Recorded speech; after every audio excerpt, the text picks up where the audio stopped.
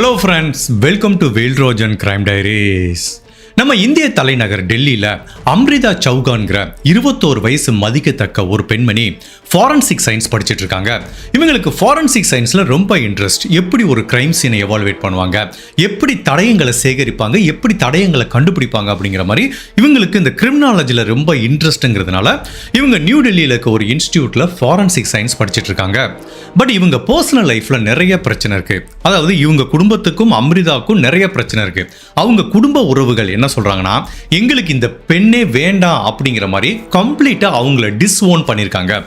Disown அப்படிங்கிறதுக்கு என்ன அர்த்தம்னா, தமிழ்ல சொன்னா, இங்க பாருப்பா, எனக்கு உன்னை பிடிக்கல, அப்பா பொண்ணு அம்மா பையன் இந்த மாதிரி உறவே எனக்கு வேண்டாம், கம்ப்ளீட்டா இனிமேல் நீ யாரோ நான் யாரோ அப்படிங்கிற மாதிரி சொல்லுவோம்ல. அதை என்ன பண்ணுவாங்கன்னா, சட்டப்படி நீதிமன்றத்தை அணுகி சொல்லுவாங்க. இப்போ அம்ரிதாவோட அப்பா அம்மா தான் சொல்லியிருக்காங்க, எங்களுக்கும் இந்த பெண்ணுக்கும் இனிமேல் எந்த தொடர்பும் கிடையாது, இவ எங்க பெண்ணே கிடையாதுங்கிற மாதிரி நீதிமன்றத்தில் ஒரு மனு தாக்கல் பண்ணி சட்டப்படி அவங்க கிட்ட இருந்து ஒரு பிரிவினை வாங்கியிருக்காங்க. இந்த பிரிவினையை அவங்க நியூஸ் பேப்பர் மூலமாகவும் அட்வர்டைஸ் பண்ணியிருக்காங்க, எங்களுக்கும் எங்க பொண்ணுக்கும் இனிமேல் எந்த தொடர்பும் இல்லைன்னு. இது எப்போ நடக்கும்னா, ரொம்ப எக்ஸ்ட்ரீமா ஒரு பேரண்ட்டுக்கும் ஒரு குழந்தைகளுக்கும் பிரச்சனை வரும்போது நடக்கும். பட் அவ்வளோ சீக்கிரம் யார் இந்த மாதிரி ஒரு முடிவுக்கு போக மாட்டாங்க. பட் அம்ரிதாவோட அம்மா அப்பா இந்த மாதிரி ஒரு முடிவை எடுத்திருக்காங்க. இதுக்குரிய காரணம் என்னவா இருக்கும் அப்படிங்கிறத எந்த ஆர்டிக்கல்லையும் தெளிவாக சொல்லலாம்.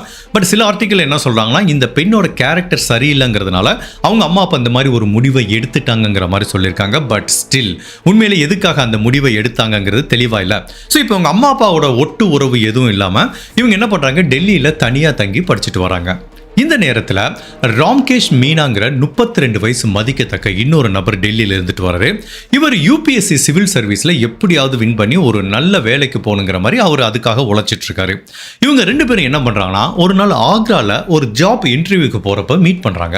ஸோ ரெண்டு பேரும் ஒருத்தருக்கு ஒருத்தர் அறிமுகப்படுத்திக்கிறாங்க, நல்ல நண்பர்களாக ஆரம்பிக்கிறாங்க. அப்புறம் கொஞ்ச நாளையே டேட்டிங் பண்ண ஆரம்பிக்கிறாங்க. மே மாதம் 2025 இவங்க ரெண்டு பேரும் மீட் பண்ணுறாங்க. கிட்டத்தட்ட ஒரு 3-4 மாதத்துக்குள்ளேயே இவங்களுக்குள்ள நெருக்கம் அதிகமானதுனால ஆகஸ்ட் மாதம் 2025 இவங்க ரெண்டு பேரும் டெல்லியில் ஒரு வீடு எடுத்து சேர்ந்து லிவிங் டுகெதர் வாழ்க்கையை ஆரம்பிக்கிறாங்க. அவ்வளவு சந்தோஷமா இருக்காங்க, ரெண்டு பேரும் செம்ம ஜாலியா இருக்காங்க. அவங்களுக்கு ஒரு நல்ல வேவ் லென்த் போயிட்டு இருக்கு. பட் அப்படி இருந்தாலும் ஆசை 60 நாள், மோகம் 30 நாளுமாங்க. கொஞ்ச நாளையே இவங்களுக்குள்ள அந்த ஒரு நெருக்கம் குறைஞ்சிட்டு வருது. அதனால இவங்களுக்குள்ள அடிக்கடி நிறைய பிரச்சனை வருது.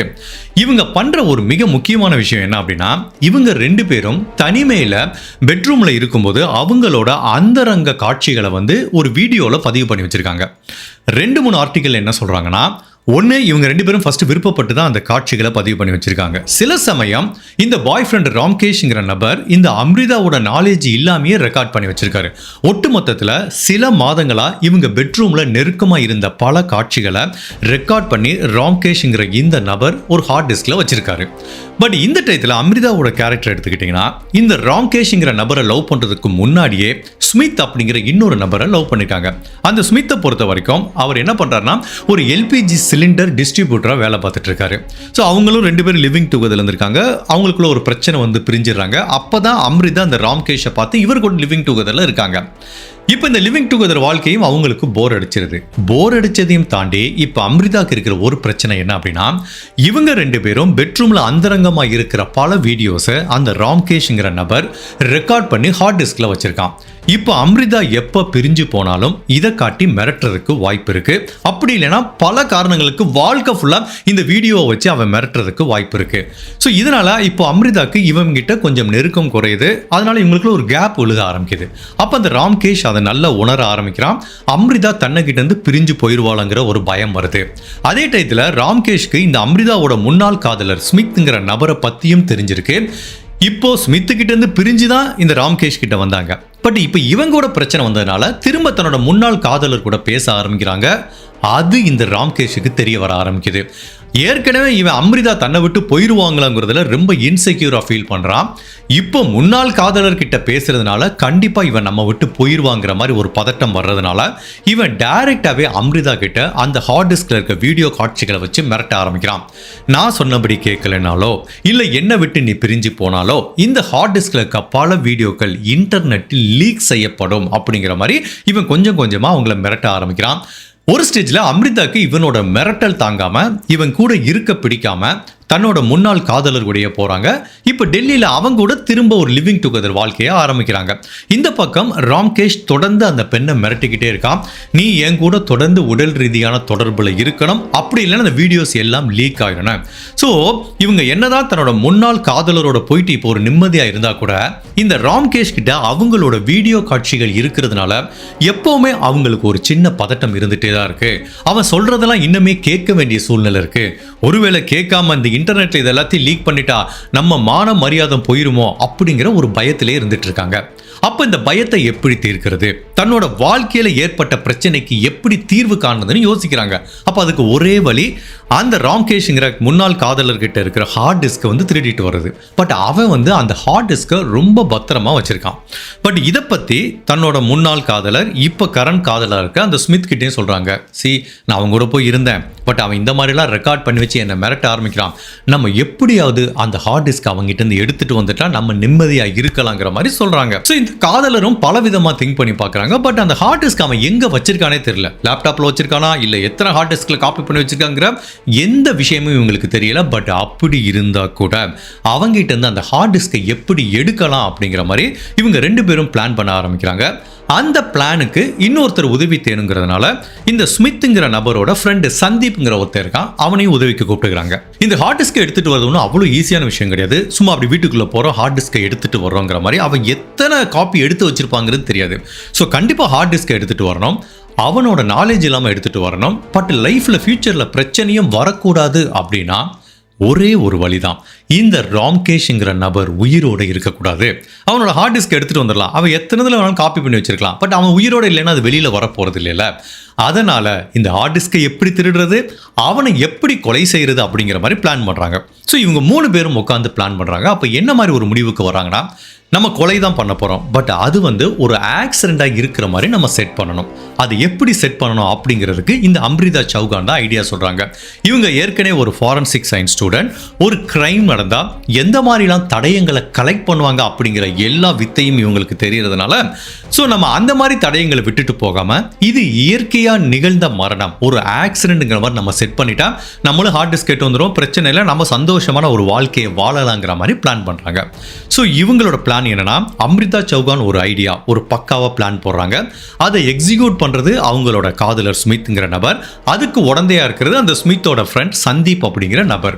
ஸோ இவங்க என்ன மாதிரி இதை ஒரு நேச்சரான ஆக்சிடென்ட் மாதிரி செட் பண்ணலான்னு பல நாள் உட்காந்து திங்க் பண்றாங்க. ஃபைனலா அம்ரிதா சௌகானுக்கு ஒரு ஐடியா வருது.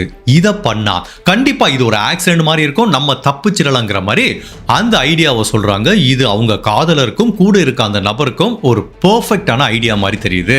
ராம்கேஷ்ங்கிற இந்த முன்னாள் காதலர் கிட்ட இருந்து அந்த ஹார்ட் டிஸ்கை எடுக்கிறதுக்காக அம்ரிதா சௌகான் அப்படி என்ன பிளான் போட்டாங்க, அந்த பிளானை அவங்களால சக்சஸ்ஃபுல்லா எக்ஸிக்யூட் பண்ண முடிஞ்சதா, இதுக்கப்புறம் இந்த ராம்கேஷுக்கு என்ன நிகழ்ந்ததுங்கிற பலவித குழப்பங்களும் திருப்பங்களும் தெரிஞ்ச நம்ம இந்திய தலைநகர் டெல்லியில நடந்த ஒரு வித்தியாசமான ட்ரூ கிரைம் கேஸ் தான் இன்னைக்கு நம்ம இந்த வீடியோல பார்க்க போறோம். அப்படி இந்த ராம்கேஷுக்கு இனிமேல் என்ன நிகழ்ந்ததுங்கிறத நம்ம தெரிஞ்சுக்கிறதுக்கு முன்னாடி உங்க டைம் 2 செகண்ட்ஸ் எனக்காக ஸ்பெண்ட் பண்ணி என்னோட வீடியோஸ் உங்களுக்கு பிடிச்சிருந்துச்சுன்னா லைக் பண்ணிட்டு கமெண்ட் பண்ணுங்க. இன்கேஸ் என்னோட சேனலை இது வரைக்கும் நீங்க சப்ஸ்கிரைப் பண்ணாம பார்த்தீங்கன்னா மறக்காம சப்ஸ்கிரைப் பண்ணி என்ன சப்போர்ட் பண்ணுங்க.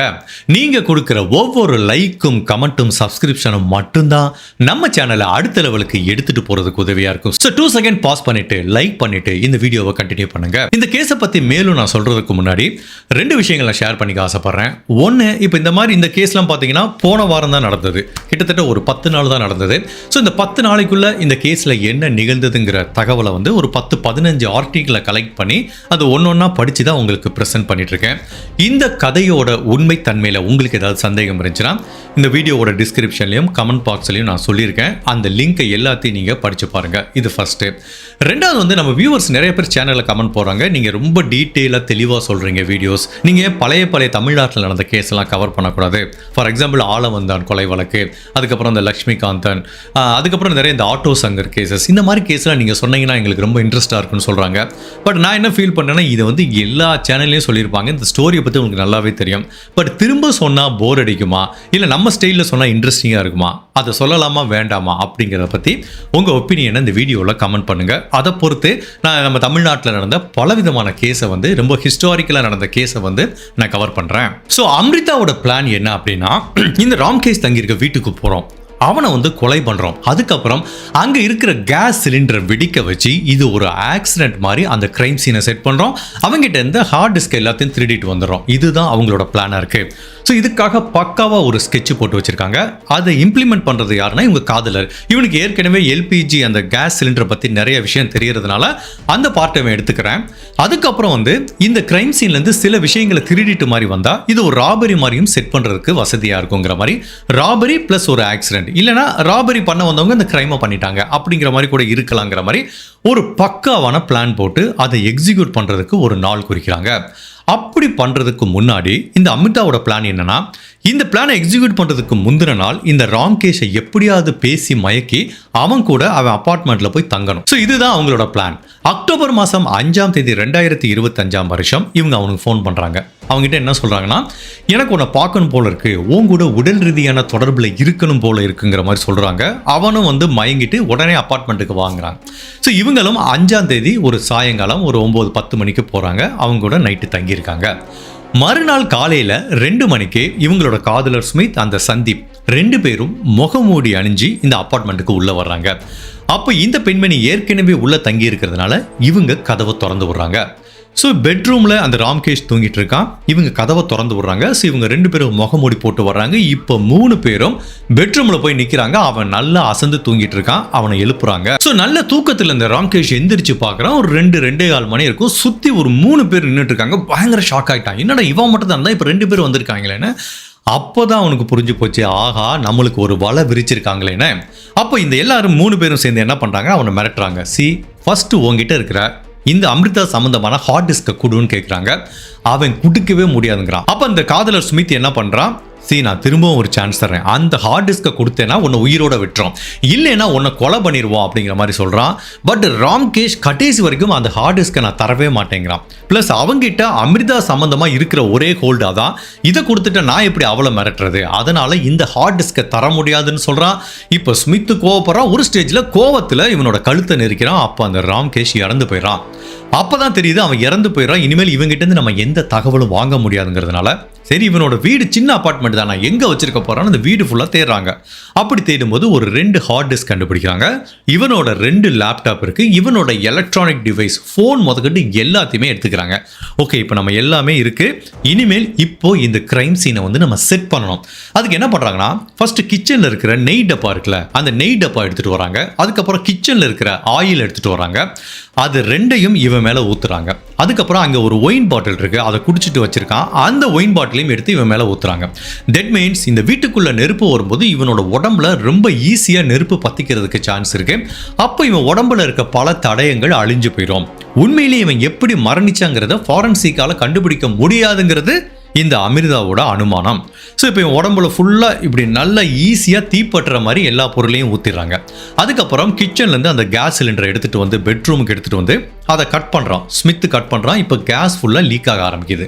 அந்த வீட்டில் கொஞ்சம் கொஞ்சமாக லீக் ஆக ஆரம்பிக்குது. ஸோ இவங்களோட பிளான் என்னன்னா, இப்போ ஏற்கனவே இவனோட உடம்புல நம்ம எண்ணெய் நெய்யெல்லாம் ஊற்றி வச்சிருக்கோம், ஒயினை ஊற்றி வச்சிருக்கோம். ஃபர்ஸ்ட் இவனோட உடம்புல நெருப்பை வச்சிடலாம். அதுக்கப்புறம் இந்த உடம்பு நெருப்பில் இப்படி எரிஞ்சிட்டு இருக்கும்போது கேஸ் அப்படி இப்படி லீக் ஆகிட்டு வரும்போது ஒரு ஸ்டேஜில் இந்த ரூமு ஃபுல்லாக கேஸ் அதிகமாச்சுன்னா பயங்கரமான ஒரு நெருப்பு பரவ ஆரம்பிக்கும். அப்போ அந்த நெருப்பு இந்த கேஸ் சிலிண்டருக்கு வரும்போது ஒரு பயங்கரமான வெடிச்சிருங்கிற மாதிரி இவங்களோட பிளான். அதை தான் செட் பண்ணுறாங்க. இப்போ இந்த வீட்டுக்குள்ள இருக்க எல்லா எலக்ட்ரானிக்ஸ் திங்ஸையும் எடுத்துக்கிறாங்க. அங்கங்கே இந்த வீட்டுக்குள்ள ஒரு கொள்ளை நடந்த மாதிரியும் ஒரு செட்டப் பண்ணுறாங்க. இப்போ இன்னொரு முக்கியமான விஷயம் பண்றாங்க. அதாவது இது ஒரு ஆக்சிடென்டா நடந்த விஷயம் அப்படிங்கிறத நம்ப வைக்கிறதுக்காக இந்த கதவை உள்புறமா தாழ்பால் போறதுக்கு ஒரு ஐடியா வச்சிருக்காங்க. அதாவது இவனோட வீட்டோட முன்னாடி கிரில் இருக்கு. அந்த கிரில்ல ஒரு மெட்டல்ல கொசு வலை அடிச்சு வச்சிருக்காங்க, கொசு வரக்கூடாதுன்னு. ஸோ இப்போ இந்த அமிர்தா என்ன பண்றாங்க, அந்த கொசு வலையை கொஞ்சமா கிழிக்கிறாங்க. கிழிச்சிட்டு இவங்க எல்லாரும் வெளியில போயிட்டு அந்த கிழிக்கப்பட்ட கொசு வலைக்குள்ள அமிர்தா கையை விட்டு உள்ள கூடி லாக் பண்ணிடுறாங்க. தட் மீன்ஸ் இந்த இவன் உள்ள கூடி லாக் பண்ணியிருக்கான். ஸோ வெளி நபர்கள் யாருமே இந்த வீட்டுக்குள்ள வரல. ஸோ இது கேஸ் சிலிண்டர் வெடிச்சு ஆக்சிடென்டா நடந்த விஷயம் அப்படிங்கிற மாதிரி நம்ப வைக்கிறதுக்கு முயற்சி பண்ணியிருக்காங்க.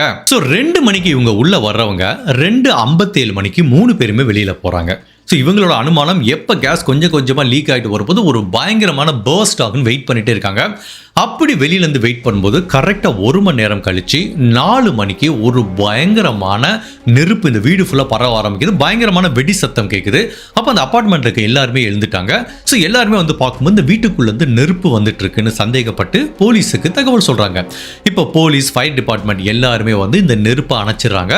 அப்போ தீயணைப்பு வீரர்கள் உள்ள போய் பார்க்கும்போது கேஸ் சிலிண்டர் வெடிச்சிருக்கு. பட் அது எங்க இருக்குன்னா பெட்ரூம் வாசலுக்கு பக்கத்தில் இருக்கு. ஸோ கிச்சன்ல இருந்து வெடிச்சு சிதறி இந்த இவ்வளவு தூரம் வந்திருக்கலாங்கிற மாதிரி திங்க் பண்றாங்க.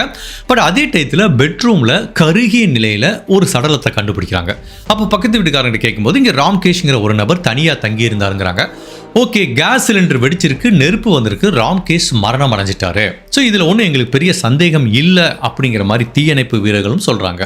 அப்போ போலீஸ் அதிகாரிகள் பக்கத்து வீட்டுக்காரங்கிட்ட கேட்குறாங்க, உங்களுக்கு ஏதாவது சந்தேகம் இருக்கான்னு கேட்டால், இல்லை சார், அந்த மாதிரிலாம் யாருமே வந்துட்டு போனதுக்குரிய தடயமும் இல்லை, இவர் ரொம்ப நாள் தனியாக தான் இருக்காரு, ஸோ மற்றபடி இது ஒரு ஆக்சிடெண்ட்டாக இருக்கிறதுக்கு நிறைய சான்ஸ் இருக்குன்னு பக்கத்து வீட்டுக்காரங்களும் சொல்கிறாங்க. ஸோ இனிஷியல் ஸ்டேஜில் போலீஸோட கன்க்ளூஷன் கேஸ் சிலிண்டர் வெடிச்சு ஆக்சிடென்ட் ஆச்சு அப்படிங்கிற மாதிரி தான் முடிவு பண்ணி இந்த வழக்கை ஆக்சிடென்ட்னு சொல்லி பதிவு பண்ணுறாங்க. அதுக்கப்புறம் இந்த இறந்து போன ராம்கேஷோட உடலை பிரேத பரிசோதனைக்காக அனுப்புகிறாங்க. போலீஸ் என்னதான் இது வந்து ஒரு ஆக்சிடென்ட்னு சொல்லி வழக்கு பதிவு செஞ்சால் கூட ராம்கேஷோட குடும்ப உறவுகள் என்ன சொல்கிறாங்கன்னா, இல்லை சார், இது கண்டிப்பாக ஆக்சிடெண்ட்டாக இருக்கிறதுக்கு வாய்ப்பு இல்லை, என்னோட பையனுக்கும் அந்த பொண்ணுக்கும் ஒரு பிரச்சனை இருந்துச்சு, நீங்கள் கொஞ்சம் நல்லா விசாரிங்க, இது கொலையாக கூட இருக்கிறதுக்கு வாய்ப்பு இருக்குன்னு சொல்லி அவங்க குடும்ப உறவுகள் சந்தேகப்பட்டதுனால போலீஸ் என்ன சொல்றாங்கன்னா, ஓகேமா, இப்போதைக்கு நாங்கள் ஆக்சிடென்ட் தான் வழக்கு பதிவு செஞ்சிருக்கோம், பட் ஃபாரன்சிக் டீம், பிரேத பரிசோதனை அறிக்கை எல்லாம் வரவிட்டே தெரிஞ்சு போயிடும் இது ஆக்சிடென்டா கொலையான, ஸோ கொஞ்சம் பொறுமையா இருங்க, நாங்கள் விசாரிச்சு சொல்றோங்கிற மாதிரி அவங்க குடும்பத்துக்கு ஒரு மெசேஜ் சொல்றாங்க. இந்த ராம்கேஷோட உடலை பிரேத பரிசோதனை பண்ணும்போது ஃபர்ஸ்ட் ஃபாரன்சிக் பேத்தாலஜிஸ்ட் கண்டுபிடிக்கிற விஷயம் என்ன அப்படின்னா, பர்ன் பேட்டர்ன் ஒன்று இருக்கும். அதாவது நெருப்பு வரும்போது ஒரு உடம்பு இந்த மாதிரி ஆக்சிடென்ட்ல இறந்து போனாங்கன்னா அந்த உடம்பு எப்படி கருகி இருக்கும் அப்படிங்கிறதுக்கு ஒரு பேட்டர்ன் இருக்கும். ஸோ கேஸ் சிலிண்டர் வெடிச்சு நெருப்பு வந்து இவர் இறந்து போயிருந்தா இவரோட உடம்புல இருக்க தீக்காயத்தோட அளவை விட இப்போ 3 மடங்கு அவரோட உடம்புல தீக்காயம் அதிகமா இருக்கு. தட் மீன்ஸ் கேஸ் சிலிண்டர்னால ஏற்பட்ட நெருப்புனால இவர் உடம்புல இந்த விதமான நெருப்பு வரல, அவர் உடம்புல அந்த இன்டென்சிட்டின்னு சொல்லுவாங்க, நெருப்போட இன்டென்சிட்டி ரொம்ப அதிகமா இருக்குன்னு அவரோட உடம்பை ஃபுல்லா செக் பண்ணி பார்க்கும்போது அதுல கடைசியா கீ, அதாவது நெய் இருந்திருக்கு, ஆயில் இருந்திருக்கு, ஒயின் இருந்திருக்கு. இந்த 3 எரிபொருளும் அவரோட உடம்புல இருந்ததுனால கேஸ் சிலிண்டர் வெடிப்பு ஏற்பட்டதுனால இவரோட மரணம் நிகழல, இவர் உடம்புல பர்பஸா யாரோ இந்த 3 பொருட்களையும் ஊத்தி நெருப்பு வச்சிருக்காங்க அப்படிங்கறத ஃபர்ஸ்ட் கண்டுபிடிக்கிறாங்க. ரெண்டாவது, அவரோட மரணம் எப்படி நிகழ்ந்ததுங்கிறத கண்டுபிடிக்கிறாங்க. உண்மையிலேயே அவர் நெருப்புல கருகி தான் இறந்தாரா இல்ல அதுக்கு முன்னாடி கொலை செய்யப்பட்டாரான்னு பார்க்கும்போது ஃபர்ஸ்ட் அவரோட பிரேத பரிசோதனை அறிக்கையில அவரை யாரோ கழுத்தை நெரிச்சு கொலை பண்ணியிருக்காங்க அப்படிங்கிறது உறுதியா தெரியுது. ரெண்டாவது, அவரோட நுரையீரல்ல சூட் அப்படிங்கிற ஒரு மெட்டீரியலே இல்லைன்னு தெரியுது. ஃபார் எக்ஸாம்பிள், இப்போ நம்ம நெருப்புல மாட்டிக்கிட்டோம்னு வச்சுக்கலாம், சுத்தி எங்க பார்த்தாலும் புகை மூட்டமா இருக்கு, நம்ம சுவாசிக்கிறதுக்கு கஷ்டப்படுறோம்னா அப்படி நெருப்புல மாட்டிக்கிட்டு சுவாசிக்கும் போது இந்த நெருப்புல இருக்கிற சூட் அப்படிங்கிற சில கரும் துகள்கள் நம்மளோட உடம்புகளை போகும் நுரையீரல்ல டெபாசிட் ஆயிருக்கும். பட் இவரோட நுரையீரல்ல அந்த மாதிரி சூட்டுங்கிற எந்த மெட்டீரியலும் இல்லைங்கிறதுனால இவர் நெருப்பு ஆக்சிடென்ட் வர்றதுக்கு முன்னாடியே மரணம் அடைஞ்சிட்டாரு. ஸோ தட் மீன்ஸ் யாரோ ஒருத்தவங்க அவரை கழுத்தை நெரிச்சு கொலை பண்ணிட்டாங்க, அதுக்கப்புறம் பர்பஸா இந்த வீட்டுக்கு நெருப்பு வச்சிருக்காங்க அப்படிங்கறதான் இந்த ஃபாரன்சிக் அறிக்கை சொல்லுது. இதுவரைக்கும் இது ஒரு ஆக்சிடென்ட் அப்படிங்கிற மாதிரி வழக்கு பதிவு செஞ்சிருந்த போலீஸ் இப்போ இதை கொலை வழக்கா மாத்துறாங்க. அப்ப யாரு இந்த வீட்டுக்குள்ள வந்து இவ்வளவு பெரிய கிரைம் பண்ணிட்டு போயிருப்பா, வீடு எப்படி உள்புறமா லாக் செய்யப்பட்டிருக்கு அப்படிங்கறத ஃபர்ஸ்ட் அவங்க டீகோட் பண்ணும்போது அப்போ ஃபாரன்சிக் டீம் ஈஸியா கண்டுபிடிச்சிட்டாங்க. அந்த மெட்டல் டோர் இருக்கு, அதுல அந்த மெட்டல் கொசு வலை இருக்கு, யாரோ அதை கட் பண்ணிருக்காங்க, அதுக்குள்ள கையை விட்டு டோரை உள்புறமா லாக் பண்ணிருக்காங்க. ஸோ பக்காவா பிளான் பண்ணி செய்யப்பட்ட ஒரு கொலைங்கிறது உறுதியா தெரியுது. அதை யாரு பண்ணிருப்பா அப்படிங்கறத சிசிடிவி உதவியோட போலீஸ் கண்டுபிடிக்கிறாங்க. அவங்க வீட்டுக்கு வெளியில இருக்கிற சிசிடிவி காட்சிகளையும் பக்கத்து வீட்டில் இருக்க சிசிடிவி காட்சிகளையும் பார்க்கும்போது முந்தின நாள் இந்த இன்சிடென்ட் நடக்கிறதுக்கு முந்தின நாள் சாயங்காலம் அம்ரிதா இவனோட வீட்டுக்கு வந்திருக்காங்க. அப்படி 9 மணிக்கு வீட்டுக்கு வந்த பெண்மணி அந்த முழு இரவும் வீட்டை விட்டு வெளியில போல. ஸோ நைட்டு 2 மணிக்கு முகமூடி அணிஞ்ச 2 பேர் இந்த ராம்கேஷோட வீட்டுக்குள்ள வந்த காட்சிகள் பதிவாயிருக்கு. ஸோ இந்த முகமூடி அணிஞ்ச நபர்கள் உள்ள போன கரெக்டா 57 நிமிஷத்துல 2:57 மணிக்கு இந்த 3 பேரும் அந்த வீட்டுக்குள்ள இருந்து வெளியில வந்திருக்காங்க. ஸோ இடைப்பட்ட இந்த நேரத்துல தான் அவர் கொலை செய்யப்பட்டிருக்காருங்கிறத இந்த பிரேத பரிசோதனை அறிக்கை சொல்லுது. அந்த டயத்துல தான் கேஸ் அவங்க வீட்டில் லீக் ஆகி நெருப்பு வந்திருக்கலாங்கிறத ஃபாரன்சிக் அறிக்கையும் சொல்லுது. தட் மீன்ஸ் இந்த 3 பேரும் அந்த வீட்டுக்குள்ள இருந்த 57 நிமிடங்கள்ல தான் இந்த கிரைம் நடந்திருக்கு. ஸோ 3 பேரும் வெளியில போறாங்க. வெளியில போன கிட்டத்தட்ட ஒரு 1 ஹவருக்குள்ளேயே ஒரு மிகப்பெரிய பிளாஸ்ட் நடக்குது. ஸோ இதுதான் நடந்தது. ஸோ கண்டிப்பா இந்த 3 பேருக்கும் இந்த கொலைக்கும் ஒரு தொடர்பு இருக்குன்னு இந்த 3 பேரையும் தொடர்பு கொள்ள முயற்சி செய்யறாங்க. 3 பேரோட போனுமே சுவிட்ச் ஆஃப் செய்யப்பட்டிருக்கு. இப்போ போலீஸ் அடுத்து என்ன பண்றாங்கன்னா இந்த செல்போன் டேட்டா ரெக்கார்டை செக் பண்ணி பார்க்கறாங்க. இந்த இன்சிடென்ட் நடந்தப்போ இந்த 3 பேர் எங்க இருந்தாங்கன்னு பார்க்கும்போது சந்தேகமே கிடையாது, இந்த 3 பேரோட செல்போன் லொகேஷனும் இந்த கொலை செய்யப்பட்ட ராம்கேஷோட வீட்டுக்கு பக்கத்தில் இருக்கிற ஒரு டவர்ல தான் லிங்க் ஆயிருக்குன்னு தெரியுது. ஸோ இந்த 2 மணிலேருந்து அதுவும் 3 மணி வரைக்கும் அவங்க இந்த ஏரியால தான் இருந்தாங்க. சிசிடிவி காட்சிகள் பதிவாயிருக்கு. ஸோ சந்தேகமே இல்லை, இந்த 3 பேர் தான் இந்த கொலையை பண்ணியிருக்காங்கிறது ஆதாரங்களோட உறுதி செய்யப்படுது. இப்போ ஃபர்ஸ்ட் அம்ரிதா அந்த இந்த கூட்டாளிகள் 2 பேரையும் போலீஸ் வலை வீசி தேடும்போது போலீஸுக்கு என்ன தகவல் கிடைக்குது அப்படின்னா, இவங்க இந்த அம்ரிதாவோட உத்தரப்பிரதேசலுக்கு சொந்த ஊர்ல போய் பதுங்கி இருக்காங்கிறது தெரிய வருது. இப்போ அவங்களோட சொந்த ஊருக்கு போறாங்க, இந்த அம்ரிதாவை அரெஸ்ட் பண்றாங்க. அப்ப அந்த அம்ரிதா கிட்ட இருந்து கொலை செய்யப்பட்ட ராம்கேஷுக்கு சொந்தமான பல பொருட்களை ரெக்கவர் பண்றாங்க. 2 லேப்டாப், ஹார்ட் டிஸ்க், பிளஸ் இந்த ராம்கேஷோட வீட்ல இருந்து ஒரு ட்ராலியை திருடிட்டு வந்திருக்காங்க. அப்போ ராம்கேஷோட வீட்ல இருந்து திருடப்பட்ட ஒரு ஷர்ட்டை இவங்களோட அந்த ட்ராலிக்குள்ள கண்டுபிடிக்கிறாங்க. ஸோ தட் மீன்ஸ் கொலை செய்யப்பட்ட ஒரு நபரோட வீட்ல இருந்து திருடப்பட்ட பொருட்கள் இவங்க கிட்ட வசம் இருக்கிறதுனால இது இன்னொரு மிக முக்கியமான எவிடன்ஸாகவும் பார்க்கப்படுது. இப்போ அக்டோபர் மாதம் 18ஆம் தேதி 2025ஆம் வருஷம் அம்ரிதாவை அரெஸ்ட் பண்றாங்க. இவங்களை அரெஸ்ட் பண்ண 2-3 நாளையே 21ஆம் தேதி இவங்க காதலர் ஸ்மித்தை அரெஸ்ட் பண்றாங்க. 23ஆம் தேதி இந்த கொலைக்கு உடந்தையா இருந்த சந்தீப்ங்கிற அந்த இன்னொரு ஃப்ரெண்டையும் அரெஸ்ட் பண்றாங்க. ஸோ ஃபர்ஸ்ட் இவங்களை அரெஸ்ட் பண்ணி முடிச்சதுக்கு அப்புறம் இவங்க கிட்ட இருக்க எல்லா பொருட்களையும் வாங்கிக்கிறாங்க. அதாவது ராம்கேஷோட வீட்டில இருந்து இவங்க திருடிட்டு போன பொருட்கள் பிளஸ் இவங்களுக்கு சொந்தமான அந்த செல்போன். பிகாஸ் அந்த செல்போன்ல இருந்து என்ன தெரிய வரும்னா, இந்த கொலைக்கு 3 பேரும் எப்படி சேர்ந்து பிளான் போட்டாங்க, இவங்க 3 பேத்துக்குள்ள கம்யூனிகேஷன் எப்படி இருந்துச்சு அப்படிங்கிறத தெரிஞ்சுக்கிறதுக்காக இவங்க 3 பேரோட செல்போனையும் வாங்கிக்கிட்டாங்க. இப்போ அம்ரிதா கிட்ட இருந்து கலெக்ட் பண்ணப்பட்ட ஹார்ட் டிஸ்கை வாங்கிக்கிறாங்க. அப்படி ஒண்ணா செக் பண்ணிட்டு வரும்போது அதுல ஒரு ஹார்ட் டிஸ்க்ல அம்ரிதா அண்ட் ராம்கேஷ் 2 பேரும் அந்தரங்கமா இருந்த பல வீடியோஸ் இதுல பதிவாயிருக்கு. ஸோ இந்த தடயங்கள் எல்லாத்தையும் வச்சுக்கிறாங்க. பட் அமிர்தா கிட்ட இவங்க உண்மையிலேயே இதுல என்ன கண்டுபிடிச்சாங்க அப்படிங்கிறத போலீஸ் சொல்லல. இப்போ அமிர்தா கிட்ட ஃபர்ஸ்ட் விசாரணை பண்றாங்க. ஃபர்ஸ்ட் அவங்க என்னதான் மறுப்பு தெரிவிச்சா கூட, அவங்க என்னதான் ஃபாரன்சிக்கோட நுணுக்கங்களை தெரிஞ்சிருந்தா கூட, எவ்வளவு திறமையா இதை பண்ணியிருந்தா கூட நிறைய மிஸ்டேக் பண்ணியிருக்காங்க. அது ஒரு சாதாரண ஸ்டூடெண்ட்டுங்கிறது நல்லாவே காட்டுது. இப்போ அமிர்தா கிட்ட போலீஸ் தடயங்களை காட்ட ஆரம்பிக்கிறாங்க. ஃபர்ஸ்ட் சிசிடிவி காட்சிகள், இவங்க எப்போ உள்ள வந்தாங்க, வெளியில போனாங்க, பிளஸ் இவங்களுக்குள்ள இருக்கிற மோட்டிவ் என்ன, பிளஸ் இவங்களை அரெஸ்ட் பண்ணும்போது ராம்கேஷோட நிறைய பொருட்கள் இவங்க வசம் இருந்தது. இப்படி எல்லா தடயங்களையும் வச்சு கன்ஃபரன்ட் பண்ணும்போது வேற வழியே இல்லாம என்ன நிகழ்ந்ததுங்கிறத இவங்க கன்ஃபெஷன் பண்ணிக்கிறாங்க. இவங்க கன்ஃபெஷன்ல நடந்த எல்லா உண்மையும் சொல்றாங்க. சார், நாங்கள் 2 பேரும் லிவிங் டுகெதர்ல இருந்தோம், நாங்கள் அந்தரங்கமா இருந்த சில வீடியோக்கள் விருப்பப்பட்டு பதிவு பண்ணிக்கிட்டோம், பல வீடியோக்கள் அவ எனக்கு தெரியாம எடுத்து வச்சு என்ன மிரட்ட ஆரம்பிக்கிறான்.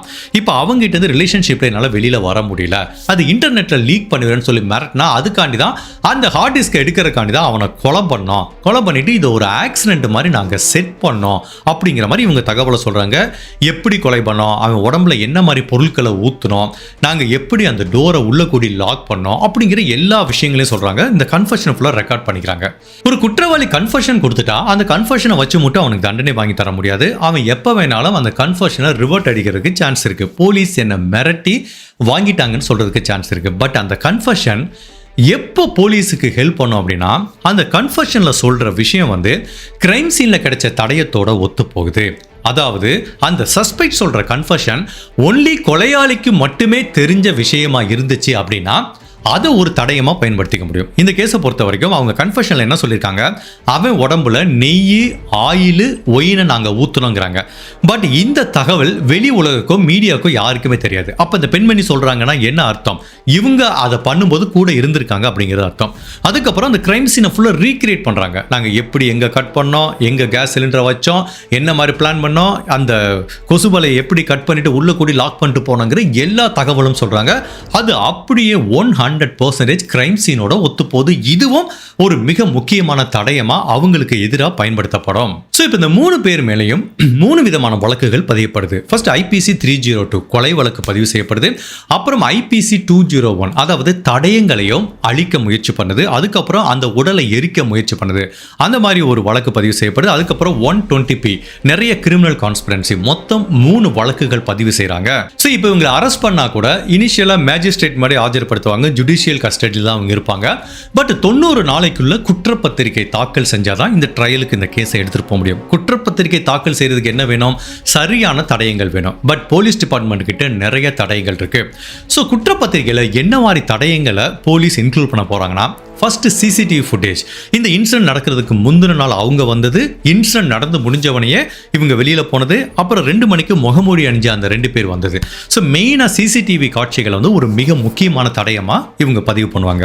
அதுக்கப்புறம் கொலை நடந்த அந்த 2 மணிலேருந்து 3 மணிக்குள்ள இவங்களோட செல்போன் வந்து இவங்க வீட்டுக்குள்ள, கொலை செய்யப்பட்ட நபரோட வீட்டுக்குள்ள இருக்கிறத காமிக்கிறதுனால அந்த செல்போன் டேட்டா ரெக்கார்டும் ஒரு மிக முக்கியமான தடயமா பதிவு செய்யப்படும். அதுக்கப்புறம் இந்த ராம்கேஷோட வீட்டில் கண்டுபிடிக்கப்பட்ட ஹார்ட் டிஸ்க்ல இவங்க அந்தரங்கமான எடுத்த வீடியோ இருக்கு. அதை எடுக்கிறதுக்காண்டி தான் இவனை கொலை பண்ணாங்க. ஸோ மோட்டிவும் கிளியரா இருக்கு.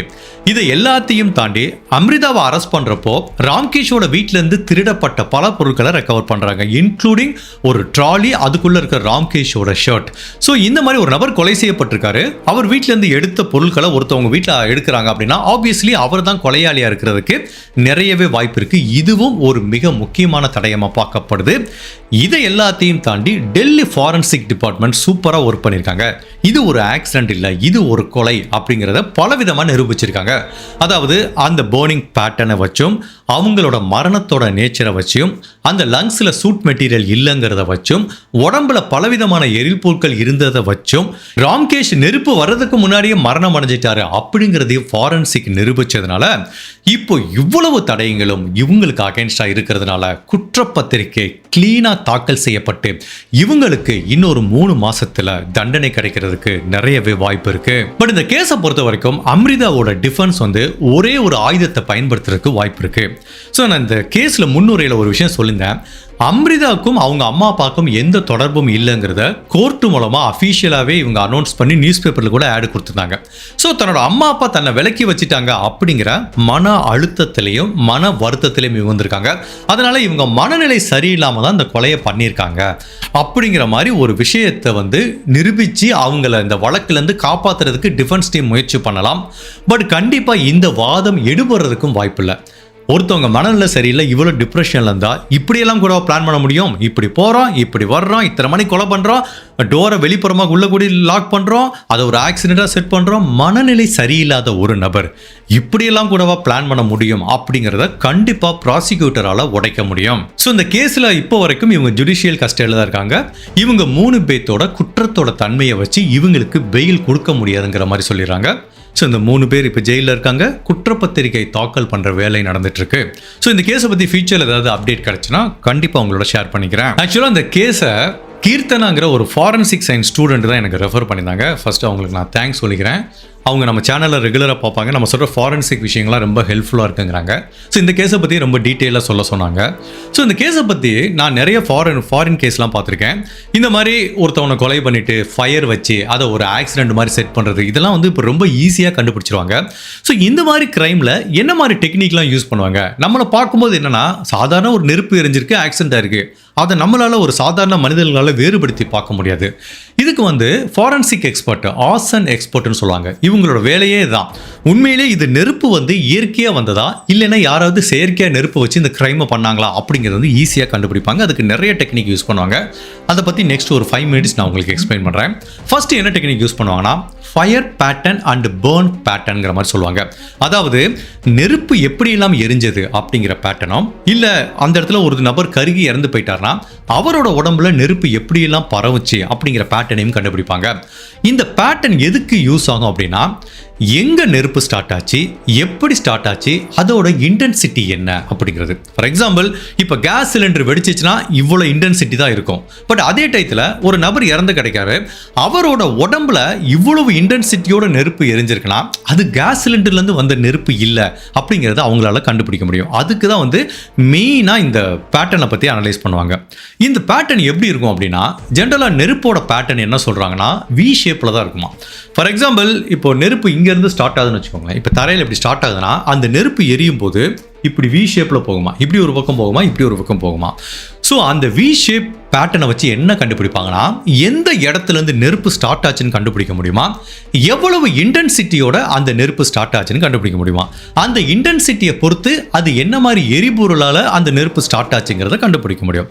இப்போ ஒரு கிரைம் சீனில் மல்டிபிள் வி ஷேப்பில் பேட்டர்ன் இருந்துச்சு அப்படின்னா அந்த இடத்துல நிறைய இடத்துலேருந்து நெருப்பு ஸ்டார்ட் ஆயிருக்கு. ஸோ ஆப்வியஸ்லி இது ஒரு இடத்துலேருந்து ஆக்சிடென்ட்டாக பண்ணதில் நிறைய இடத்துலேருந்து நெருப்பு யாரோ ஸ்டார்ட் பண்ணி விட்டுருக்காங்க. இது பர்பஸாக பண்ண ஒரு கிரைம் அப்படிங்கிறத இந்த ஃபயரோட பேட்டர்னையும் பர்னிங் பேட்டர்னையும் வச்சும் இந்த நெருப்போட வி பேட்டர்ன் சொல்லுவாங்க. அதை வச்சும் ரொம்ப ஈஸியாகவே ஃபாரன்சிக் டீம் கண்டுபிடிச்சிருவாங்க.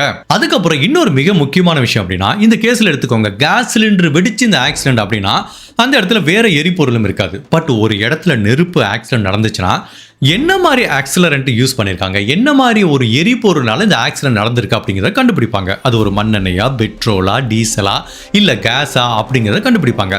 அது எப்படி கண்டுபிடிப்பாங்கன்னா, இந்த எந்த இடத்துல நெருப்பு ஸ்டார்ட் ஆச்சோ அந்த இடத்துல அந்த எரிபொருளோட மூலக்கூறுகள் இருக்கும். அதை வச்சு குரோமோட்டோகிராஃபி அப்படிங்கிற மாதிரி ஒரு மேப் பண்ணால் அதில் வந்து நான் ஏற்கனவே சொல்லியிருக்கேன், ஹைட்ரோ கார்பன் ப்ரொஃபைல்னு ஒன்று இருக்கும். பெட்ரோலுக்கு ஒரு மாதிரி இருக்கும், டீசலுக்கு ஒரு மாதிரி இருக்கும், கேஸுக்கு ஒரு மாதிரி இருக்கும். ஸோ இந்த குரோமோட்டோகிராஃபியில் ஹைட்ரோ கார்பன் ப்ரொஃபைலை வச்சோம்னா அது என்ன மாதிரி எரிபொருள் அப்படிங்கிறத வந்து கண்டுபிடிச்சிடலாம். அப்போ நம்மளுக்கு தெரியும்ல, இப்போ நீ கேஸ் ஆக்சிடென்ட் ஆச்சுங்கிற, ஆனால் இந்த பையனோட உடம்புல என்னப்பா இருக்குது, ஃபுல்லாக பார்த்தீங்கன்னா கீ இருக்குது, எண்ணெய் இருக்குது, ஒயின் இருக்குது. அப்போ எப்படி இது ஒரு ஆக்சிடென்ட் நம்ம சொல்ல முடியும்? ஸோ அதனால் இந்த ஆக்சலரண்ட் ரெசியூ டிடக்ஷன் அப்படிங்கிறது வந்து ஒரு மிக முக்கியமான தடயமாக பார்க்கப்படுது. என்ன மாதிரி எரிபொருளால் இந்த ஆக்சிடென்ட் நடந்திருக்கு, மல்டிபிள் எரிபொருள் இருந்துச்சு, இல்லைனா சம்பந்தமே இல்லாமல் ஒரு இடத்துல ஒரு எரிபொருள் வருது அப்படின்னா அது ஒரு பக்காவாக பிளான் பண்ணி செய்யப்பட்ட கிரைம் அப்படிங்கிறத ஃபாரன்சிக் டீமால கண்டுபிடிக்க முடியும். அதுக்கப்புறம் வந்து இந்த மாதிரி கிரைமில் ஏதோ ஒரு உடல் கண்டுபிடிக்கப்பட்டா பிரேத பரிசோதனை அறிக்கை வந்து ஒரு மிக முக்கியமான தடயமாக இருக்கும். நான் அந்த வழக்கில் ஏற்கனவே சொன்னேன், அந்த சூட் அப்படிங்கிற ஒரு மெட்டீரியல் இருக்கும். அந்த மெட்டீரியல் லங்ஸில் இருந்துச்சுன்னா அது உண்மையிலேயே இவர் இந்த நெருப்பு வர்றப்ப அந்த நபர் உயிரோட இருந்தாரா இல்லையான்னு தெரியும். கொலை செஞ்சதுக்கப்புறம் நெருப்பு ஸ்டார்ட் பண்ணாங்கன்னா அந்த சூட்டுங்கிற மெட்டீரியல் வந்து லங்ஸில் இருக்காது. இது ஒரு வகையில் கண்டுபிடிப்பாங்க. ரெண்டாவது, கார்போக்சி ஹீமோக்ளோபின் அப்படிங்கிற ஒரு வேல்யூ இருக்கும். COHP அப்படிங்கிற வேல்யூ வந்து பிளட்ல இருக்கான்னு பார்ப்பாங்க. பிளட்ல அந்த வேல்யூ இருந்துச்சு அப்படின்னா இவர் நெருப்புல மூச்சு விட முடியாம சுவாசிச்சு இறந்திருக்காருன்னு தெரியும். அந்த வேல்யூ 0 அப்படின்னு வந்துச்சுன்னா கண்டிப்பா நெருப்பு வர்றதுக்கு முன்னாடியே அவர் இறந்து போயிட்டாரு அப்படிங்கிறது தெரியும். சரிப்பா, இந்த சூட் மெட்டீரியல்ல COHP அவர் பிளட்ல இல்லைன்னா அவர் வேற வகையில கொலை செய்யப்பட்டிருக்காருன்னு தெரியும். அப்ப அந்த உடலை இன்னும் டீப்பா பார்க்கும்போது கழுத்து நெரிச்சு கொலை பண்ணாங்களா, இல்ல கத்தியால குத்துனாங்களா, இல்ல துப்பாக்கியால சுட்டு கொலை பண்ணாங்களா, துப்பாக்கி குண்டுகள் இருக்கா அப்படிங்கிறத வச்சு இது பக்காவா பிளான் பண்ணி செய்யப்பட்ட ஒரு கொலை அப்படிங்கிறதையும் கண்டுபிடிக்க முடியும். அடுத்தபடியா ஃபாரன்சிக் எக்ஸ்பர்ட் பண்ற விஷயம் என்ன அப்படின்னா, சீன் ரீகன்ஸ்ட்ரக்ஷன். இந்த இடத்துல நெருப்பு ஸ்டார்ட் ஆயிருக்கு, ஓகே, இதுதான் ஆரிஜின் பாயிண்ட், இங்க இருந்தா நெருப்பு ஸ்டார்ட் ஆயிருக்குன்னா அந்த நெருப்போட பேட்டர்ன் எப்படி இருந்திருக்கும் அப்படிங்கிறத வந்து அவங்க என்ன பண்ணுவாங்க அப்படின்னா 3D லேசர் ஸ்கேனிங் மூலமாக அதை கம்ப்ளீட்டாக ரீகன்ஸ்ட்ரக்ஷன் பண்ண முடியும் கம்ப்யூட்டருக்கு முன்னாடி உட்காந்து. ஓகேப்பா, இந்த நெருப்பு இப்படி தான் ஸ்டார்ட் ஆயிருக்கு, ஃபயர் பேட்டர்ன் இப்படி தான் ஆயிருக்கு, நெருப்பு இங்கே வந்துருச்சு, ஃபர்ஸ்ட் இங்கே வந்திருக்கும், செகண்ட் இங்கே வந்திருக்கும், மூணாவது இங்கே வந்திருக்கும், எங்கே ஸ்டார்ட் ஆயிருக்கு, எங்கே முடிஞ்சிருக்கும், எங்கே இன்டென்சிட்டி அதிகமாக இருக்கும் அப்படிங்கிற அவ்வளோ தகவலையும் இந்த சீன் ரீகன்ஸ்ட்ரக்ஷனில் கம்ப்யூட்டருக்கு முன்னாடி உட்காந்து கண்டுபிடிக்க முடியும். இதை எதுக்கு யூஸ் பண்ணுவாங்கன்னா, ஃபார் எக்ஸாம்பிள் ஒரு கிரைம் நடக்குது, 2 பேர் இருக்காங்க, ஒருத்தர் இறந்து போயிட்டாரு, ஒருத்தர் தப்பிச்சிட்டாரு. அப்போ அவர் சொல்றாரு, நாங்கள் நைட் நல்லா தூங்கிட்டு இருந்தோம், நெருப்பு ஸ்டார்ட் ஆச்சு, நான் பாத்ரூம்ல இருந்தேன், என்னோட குழந்தையை காப்பாற்ற முடியல, புருஷனை காப்பாற்ற முடியல அப்படின்னு சொல்லிட்டு அந்த உள்ள இருக்க தப்பிச்சு வந்த ஒரு நபர் வந்து சில ஸ்டேட்மெண்ட் சொல்றான். ஸோ அவங்க சொன்ன ஸ்டேட்மெண்ட்டையும் இந்த சீன் ரீகன்ஸ்ட்ரக்ஷனையும் ஒப்பிட்டு பார்ப்பாங்க. இப்போ இவங்க சொன்ன மாதிரி தான் இருந்துச்சா? அந்த பொண்ணு என்ன சொல்லிப்பாங்க, சார் ஃபர்ஸ்ட் ஃபயர் அங்கேருந்து ஸ்டார்ட் ஆச்சு, அடுத்து இங்கே வந்துச்சு, அதனால தான் ரூமுக்குள்ளே போய் என் கணவரை காப்பாற்ற முடியலன்னு சொல்லுவாங்க. பட் இவங்க சொன்ன அந்த ஸ்டேட்மெண்ட்டும் சீன் ரீகன்ஸ்ட்ரக்ஷனும் மேட்ச் ஆகுதான்னு பார்ப்பாங்க. அப்படி பார்த்தா உண்மையிலே தப்பிச்சு வந்த இந்த பெண்மணி பொய் சொல்கிறாங்களா, உண்மை சொல்கிறாங்களா, இல்லை அவங்களே டெலிபரேட்டாக நெருப்பு வச்சு கொலை பண்ணிட்டாங்களா அப்படிங்கிறதையும் கண்டுபிடிக்க முடியும். அதுக்கப்புறம் அந்த மெயின் அந்த மாதிரி வீட்டுக்குள்ள ஆக்சிடென்ட்டாக ஃபயர் வருதுன்னா, ஒன்று இந்த கேஸ் சிலிண்டர், ரெண்டாவது வந்து இந்த எலக்ட்ரிக்கல் சர்க்யூட்டில் ஏதாவது பிரச்சனை வரும்போது நெருப்பு வர்றதுக்கு வாய்ப்பு இருக்குது. அதை ரெண்டையுமே ஃபாரன்சிக் டீம் ஈஸியாக கண்டுபிடிச்சிருவாங்க. கேஸ் சிலிண்டர் அப்படின்னா அதை செக் பண்ணி பார்த்தா போதும், ஏன் லீக் ஆயிருக்கு, எங்கே லீக் ஆயிருக்கு, அது நேச்சராகவே லீக் ஆச்சா? கேஸ்ங்கிறது நேச்சுரல் லீக் ஆகிற விஷயம் கிடையாது. ஒன்று வேறு ஏதாவது வால்வு ஏதாவது லூஸ் ஆகிருக்கலாம், இல்லை டேமேஜ் ஆகி லீக் ஆகிருக்கலாம். பட் அப்படின்னா கூட நம்மளுக்கு லேசாக இனிஷியல் ஸ்டேஜ்லேயே ஸ்மெல் தெரியும், நம்ம மாற்றிடுவோம். பட் உண்மையிலேயே அதை பர்பஸாக டெலிபரேட்டாக பண்ணியிருந்தாங்கன்னா ஒரு இடத்துல கட் பண்ணியிருப்பாங்க, ஸ்க்ரூவை லூஸ் பண்ணியிருப்பாங்க, இதெல்லாம் வந்து ஈஸியாக கண்டுபிடிச்சிருவாங்க. பட் எலக்ட்ரிக்கல் சர்க்யூட்டில் ஏதாவது வந்திருக்கு அப்படிங்கிறத வந்து எப்படி கண்டுபிடிப்பாங்கன்னா, இந்த ஆர்சன் எக்ஸ்பர்ட் வந்து எந்த இடத்துலேருந்து நெருப்பு ஸ்டார்ட் ஆச்சுன்னு சொல்லுவாங்க. ஃபார் எக்ஸாம்பிள் இந்த சுவிட்ச் போர்ட்லேருந்து ஏதோ லீக் ஆகிருக்கு கரண்ட் அப்படின்னு பார்த்தா அந்த சுவிட்ச் போர்டை போய் செக் பண்ணுவாங்க, அதோட மெல்ட் பேட்டர்ன் கண்டுபிடிப்பாங்க, அதோட ஃபியூசிங் எப்படி இருக்குன்னு கண்டுபிடிப்பாங்க. இந்த மாதிரி எலக்ட்ரிக்கல் சர்க்யூட்டில் ஆர்சிங் மார்க்ஸ்னு ஒன்று இருக்கும், அதை வச்சு உண்மையிலேயே இங்கே இருந்து தான் அந்த ஃபயர் ஸ்டார்ட் ஆச்சா அப்படிங்கிறத கண்டுபிடிக்க முடியும். நம்ம சொல்லலாம் அந்த எலக்ட்ரிக்கல் சர்க்யூட்லேருந்து வந்திருக்கலான்னு, பட் அதையும் இங்கேருந்து வந்ததா இல்லையா, இந்த கேஸ் சிலிண்டர்லேருந்து இந்த வந்ததா இல்லையா அப்படிங்கிறதையும் ஃபாரன்சிக் எக்ஸ்பர்ட்டால் கண்டுபிடிக்க முடியும். இது எல்லாத்தையும் தாண்டி கண்டிப்பாக ஒரு நெருப்பு வந்துச்சுன்னா நிறைய ஃபிசிக்கல் எவிடன்ஸும் உள்ள கிடைக்கும். ஃபார் எக்ஸாம்பிள் ஒருத்தவங்க வந்து ஒரு கேஸ் சிலிண்டர் கட் பண்ணுறாங்கன்னா அவசரத்தில் கட் பண்ணுறதுக்கு ஒரு ஆக்ஸா பிளேடு யூஸ் பண்ணலாம், அந்த பிளேடு அங்கேயே போட்டுட்டு போகலாம். இப்போ இந்த கேஸில் இருக்க இவங்க இது ஒரு நேச்சரா நடந்த ஆக்சிடென்ட்ங்கிற மாதிரி செட் பண்றதுக்காக இவங்க தப்பிச்சு போறதுக்காக அந்த கொசு வலையை கட் பண்ணி உள்ள கூடி கையை விட்டு லாக் பண்ணிட்டு போனாங்க. அப்பட் அந்த கொசு வலையோட கட் பண்ணப்பட்ட அந்த பேட்டர்னை வச்சு கண்டுபிடிச்சிருக்காங்க இவங்க இப்படி தான் இந்த மாதிரி செட் பண்ணியிருக்காங்க. ஸோ ஃபாரன்சிக் தடயங்களையும் தாண்டி இந்த மாதிரி பலவிதமான பிசிக்கல் எவிடன்ஸையும் ஃபாரன்சிக் டீமால கண்டுபிடிக்க முடியும்.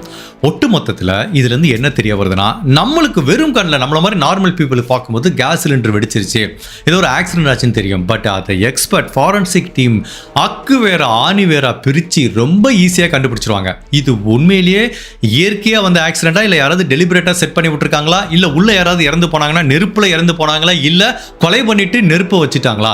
நம்ம என்னமோ நிறைய பேர் கிரிமினல்ஸ்லாம் நினைக்கிறாங்க, கொலை பண்ணிட்டு இப்படி நெருப்பை ஸ்டார்ட் பண்ணி விட்டா எல்லா தடயங்களும் அழிஞ்சு போயிடணும். பட் ஒன்றை மட்டும் ஞாபகம் வச்சுப்போம், பலவிதமான தடயங்கள் அழிஞ்சு போனா கூட இந்த நெருப்பே இன்னொரு மிக முக்கியமான தடயமா போலீஸுக்கு கிடைக்கும்.